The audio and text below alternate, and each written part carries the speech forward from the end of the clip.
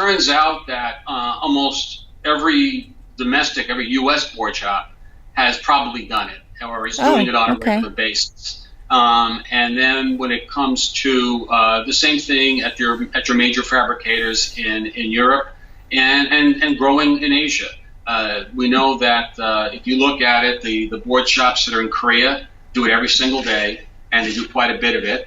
And then also some of the shops in the higher end shops typically that would be doing it. All goes back to what type of technology.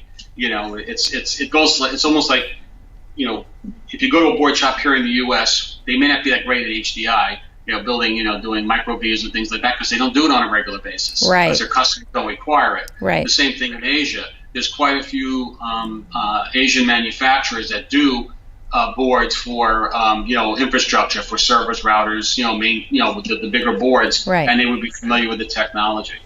The other thing too that's interesting is any military shop is already probably familiar with it because it's really kind of a version of a rigid flex. If you think about it, these one-mill materials are basically flexible materials, and it's kind of like a rigid flex without the flex part sticking out.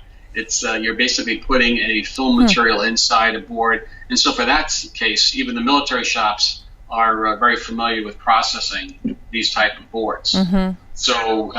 And again, even if a board shop, I think most of your listeners probably have at least one of their suppliers that is already familiar with the technology and doing it on a regular basis. And even if they don't have one, it doesn't take much to bring them up to speed.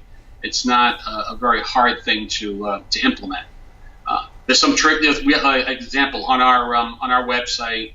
We have some design guidelines. There are some little things in manufacturing from like the border pattern. You want to make sure you retain as much copper as possible so you can have easier handling, things of that nature. So that's those are the type of things that these little tiny subtle things which are not hard to teach to a board shop.